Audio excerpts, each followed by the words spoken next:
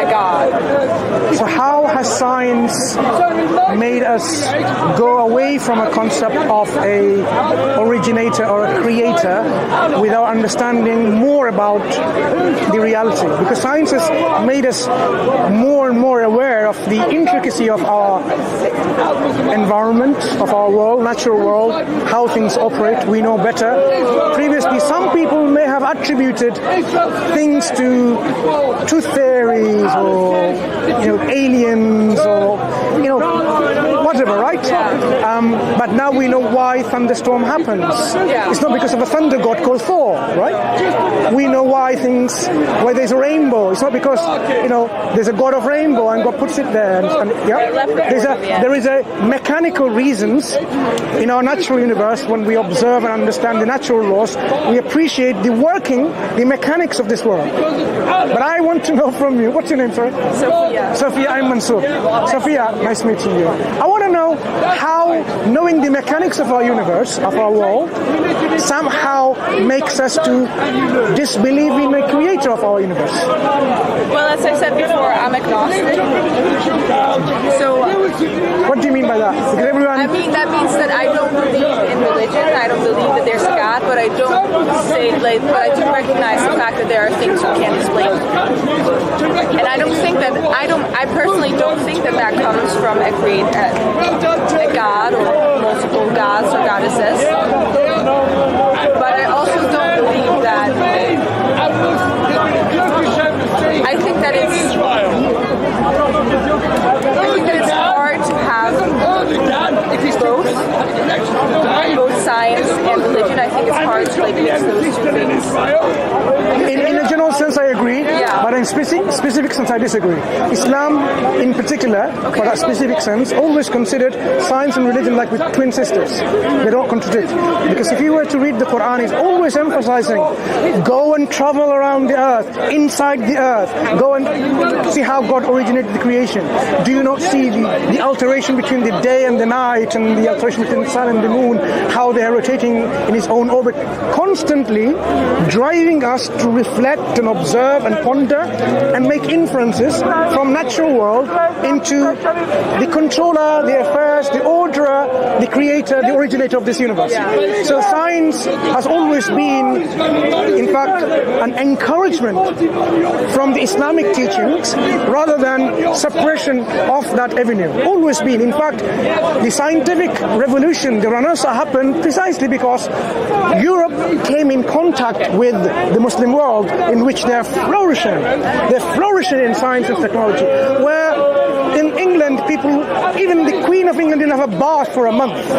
And they were like living in sewage, right? In Islamic Spain or Morocco, all these places, they had sewage system underground, overground lighting system, that kind of advancement in science and technology.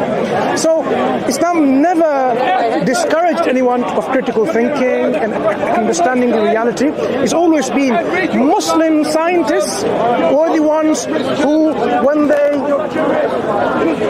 received the guidance through the Quran, they explored from that teaching why God is telling us to go and wonder about the universe. Let's go. What did the Greeks know? What did the Hindus know? The Romans, the Persians, the Byzantines, the Chinese. They tried to accumulate as much as possible. The Greek philosophy, science and technology was even dead at that time. They resurrected it. They revived it. They translated the work back in Arabic. And then when everything is translated, you know what they did? They started producing their own contribution to science and technology and literature and culture, ethics and morality. You have all the avenues. They started naming the stars. That's why you find, well, difficult to find, I take back, sometimes because they have Latinized the names of the scientists. Avicenna, Averroes. Does it sound like Muslim to you? It doesn't. Because Ibn Sina, if I said Ibn Sina, you'd say, Ibn Sina is an Arabic name. Averroes, even Rushd. But they've Latinized it. And because of this Latinization of the knowledge that took place, that's why the West, in general living today people, they don't appreciate the Islamic contribution to science and technology.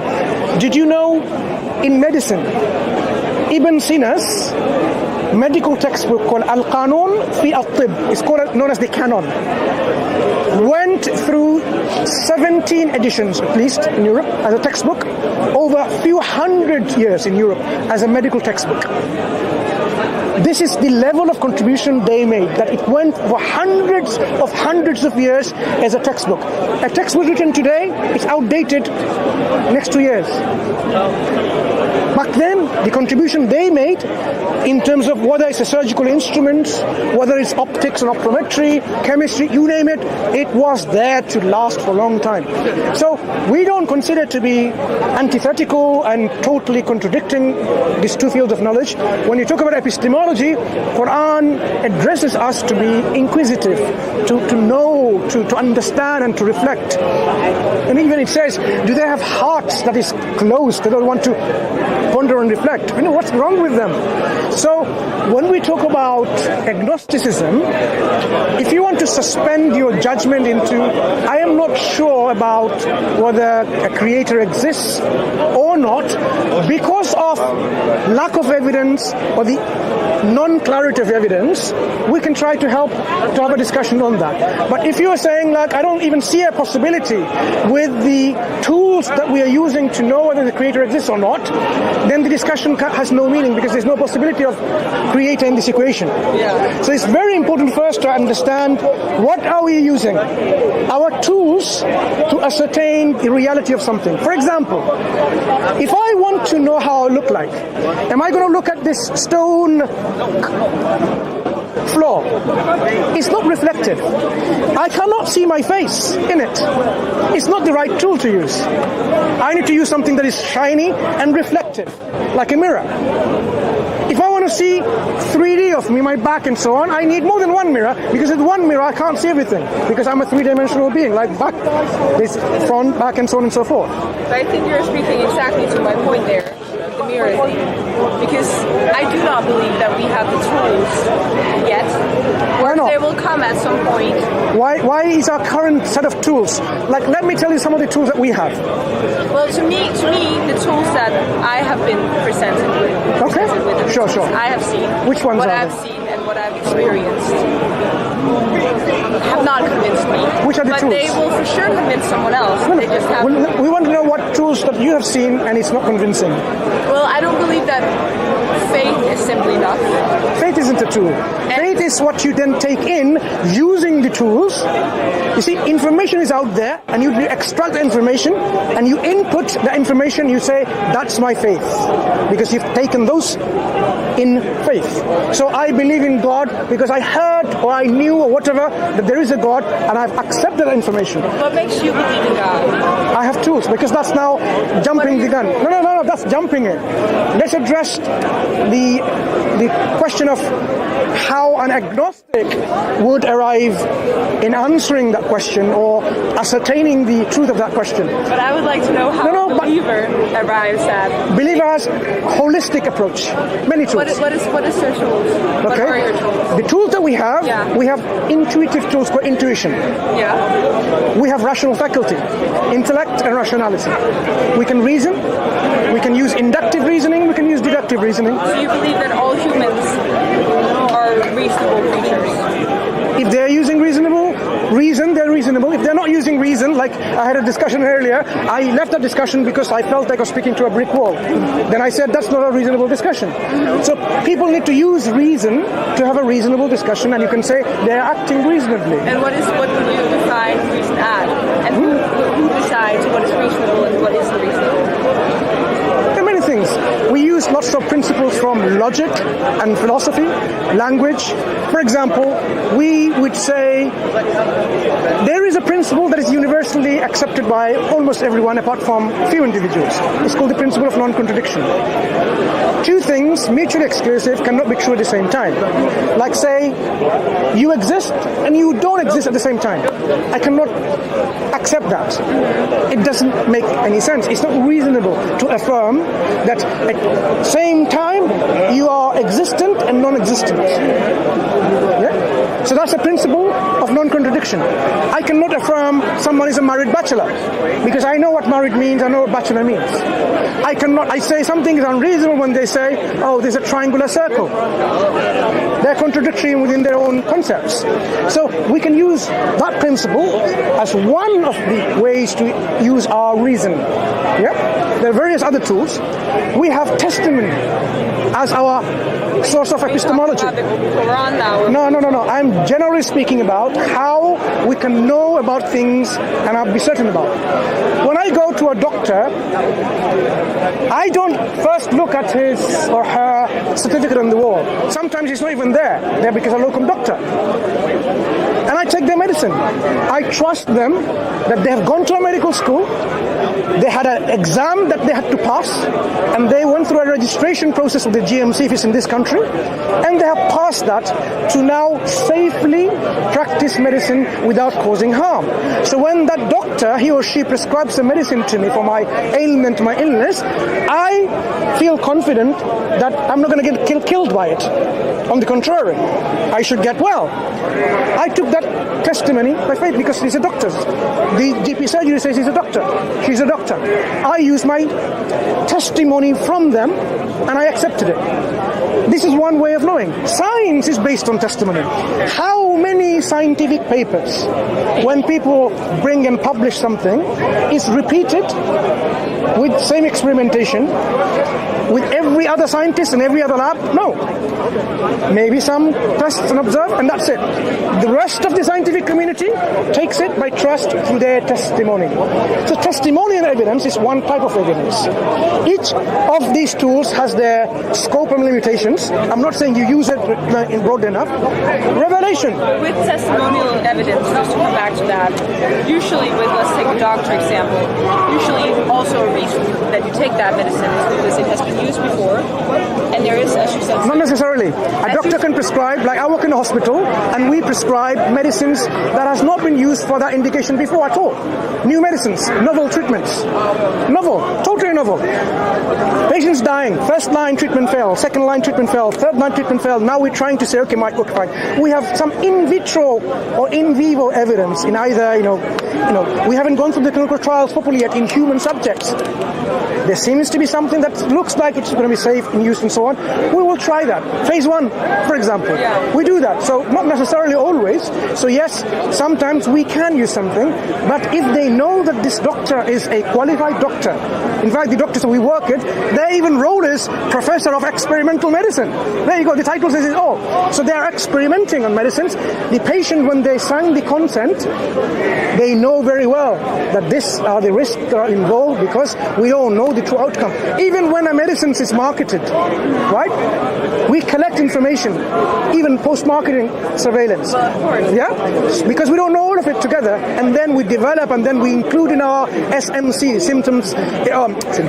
summary of product characteristics, in which we tell you what are the side effects, the frequencies, is it common, very common, and so on and so forth, so that next time, if you have a patient, we want to use that medicine, we'll say, this is contraindicated in a specific disease or a organ-specific indication, like someone's got a weak heart or weak kidney or weak lungs or liver, we can't use that. We have to reduce the dose and so on and so forth, right? We do that all the time. How do you use that? How do you do that to assure yourself that God exists then? So testimonial evidence is used when we get this information from an individual who claims to be a prophet of God or messenger of God, and we have no reason to doubt about this claim, and at the same time, that individual... How do you have no reason to doubt?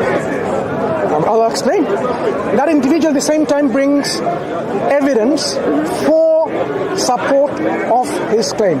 So, for example, if we find someone in all of his life never lied, always spoke the truth, whether he's young or at the very stage, in everyday interactions, we've never seen an individual like that person speaking untrue, always spoke the truth, always reliable, truthful, trustworthy, and reliable. And now he says to you, I am telling you, God has made me a prophet to tell you, worship God alone. Why should we immediately disbelieve in him by rejecting his statement to be untrue? Because we know him already. contrary, he never speaks the lie at all. Because his life has been consistently of a truthful individual. So to say he lied is now opening an avenue to say, why? Why would he do that? We have to really be critical and say, what could be the reasons that he's lying? If you cannot find any reasons for his lying, then you have to ask, why am I disregarding it? And if he brings at the same time evidence for his claim, then these testimony and the evidence at the same time back up with each other of what is claiming to be true. Because you have to either say, okay, he's a liar and has all these motives, or he's actually what he claims to be. Or yeah, yes. He could actually believe that he was a prophet. He could believe, good. He could sincerely believe that he was a prophet, right? Yeah. Meaning he was deluded in thinking that he was a prophet. So no, very good. So we can, so this is Prophet Muhammad sallallahu alaihi wasallam. Let's talk about him. Yeah. We can apply, we can talk about, is it possible to say that he was deluded in terms of what he claimed and what he preached and what he brought as the Quran? Yeah. If we find someone's deluded, would he then claim to know about science and metaphysics and astronomy and biology and botany and economics and anthropology and X, Y, and Z? Because a deluded person is just simply deluded. He doesn't have the understanding of critical thinking to have the sanity to say that yes, I am actually in my sane sense. As a person though, you can make yourself believe all those things. So, and still think that you're rational. Yeah, you can think so. You can think so. Then you have to ask yourself, how does he then talk about interoceanic waves? He's never been to sea. His people have witnessed it, he's never been to sea. But he's talking about the existence of interoceanic waves and darkness within this deep sea. A deluded person is not someone who goes and studies. That's not delusion, because you will not be deluded anymore. You will be enlightened with knowledge. You will not be called deluded. But he's coming up with information that goes against any concept of being deluded. He's talking about something like the universe is such that the earth and everything beyond this earth was actually joined together as one piece, and then it parted it, and it's expanding, and then it will contract back. Now, a deluded person to make things like that when the dominant understanding at his time was the universe is static. It doesn't expand. It doesn't contract. Why is he making these things? Where is he getting this from? Not from his contemporary culture and science and technology of his time, because they don't even know that themselves. As we have now learned about the redshift, the cosmic background radiation, Hubble telescope, we are now observing and confirming that the universe, the stars are receding from each other. They're actually expanding.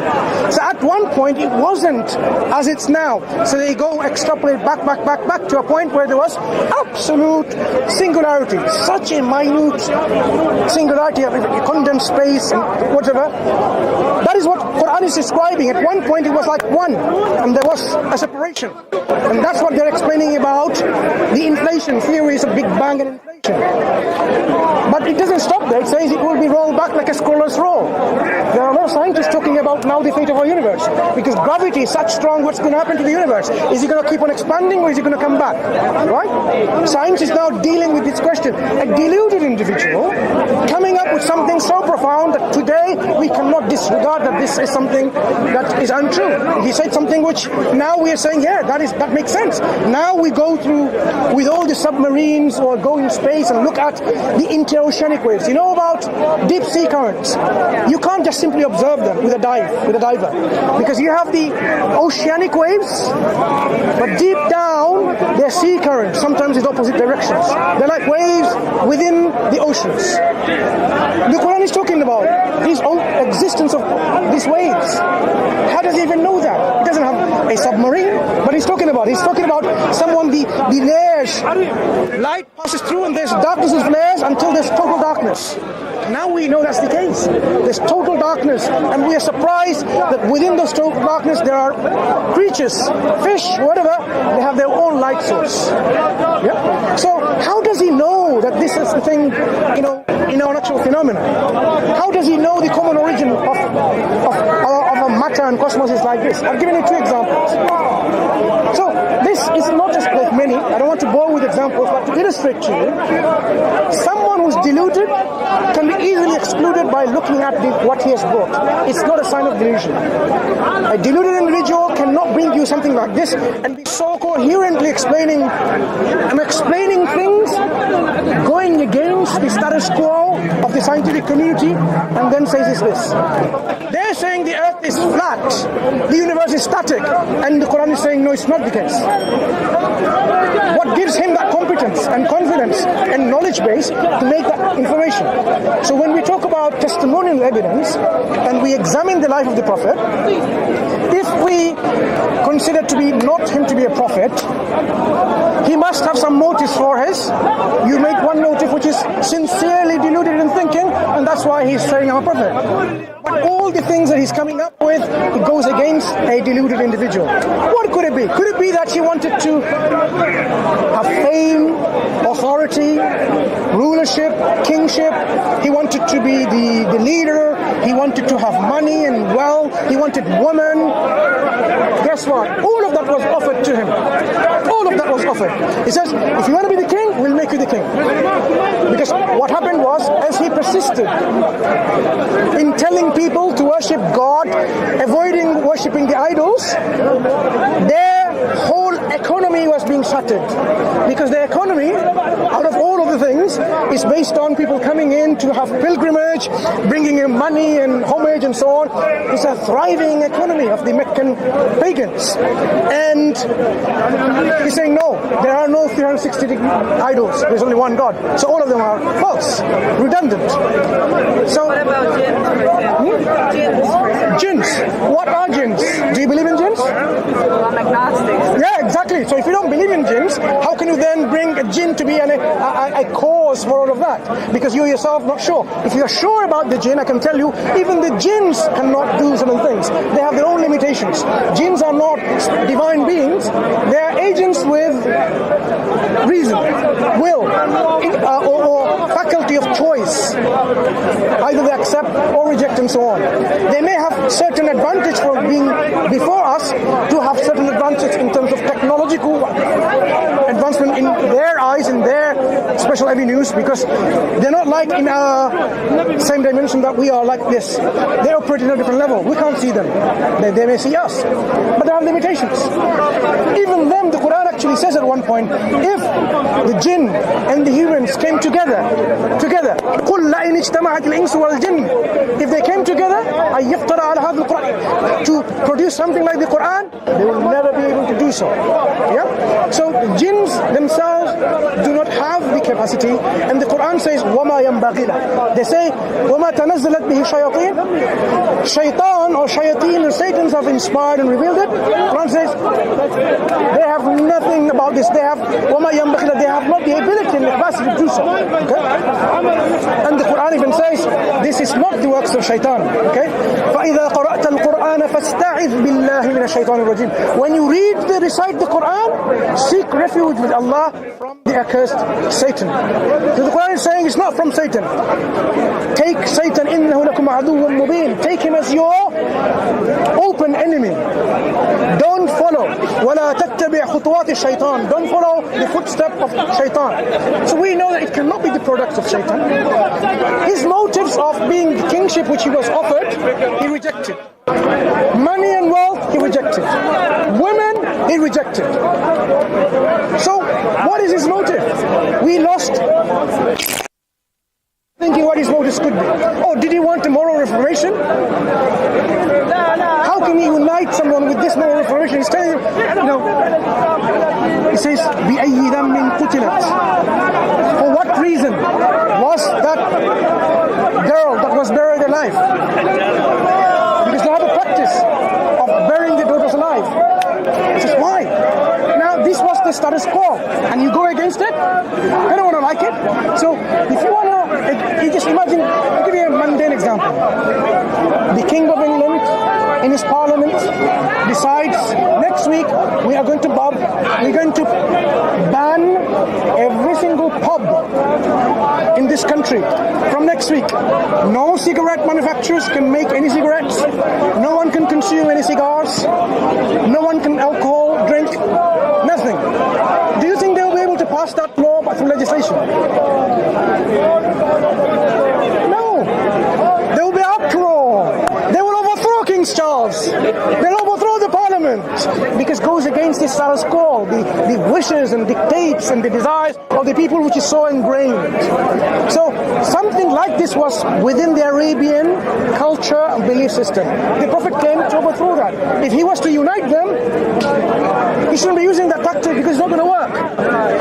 Why is he saying like, oh, he wants to unite the Arabs? Guess what he says? Maryam, a Jewish lady, she is the best woman of the world. The best woman. What would the Arab going to think? You are now saying a Jewish person is the best woman of the world and you want to unite us? They're not going to unite. So the Quran, the way in his life and what he brought demonstrates that the motives that people brought, motives of wealth and fame and honor and glory, kingship, rulership, unity of the Arabs, moral reformations, none of them works. Some people will come and say, you know what, he had seizures, and because of epileptic seizures, he came up with all this information. Oh yeah, since when, through our epileptic fits, we are getting something so profound with scientific information? Maybe. In short, what you're saying is the existence in life of Muhammad is the proof that God exists, that Allah exists. No. I said if you ask me, my approach is holistic. I am saying the reason why he's a prophet of God, I can give you enough reasons for you to think and contemplate, and you can tell me why you agree or disagree. And I can give you other ways, other epistemological tools in which, because if I give you from every single angle, you have no way to escape but to say, that's it, you've closed all the avenues. But if I give you, a window, that's where you'd say, oh, there's another window, let me come out of it because I have an argument against it.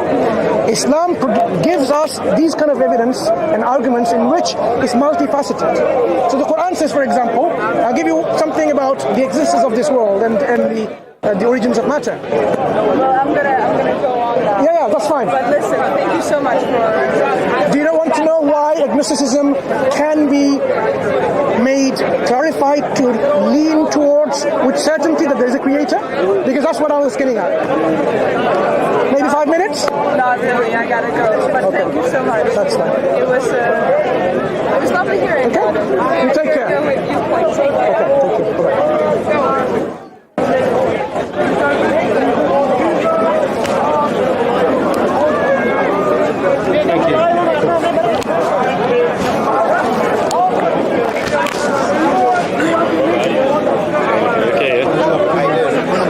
Assalamu alaikum.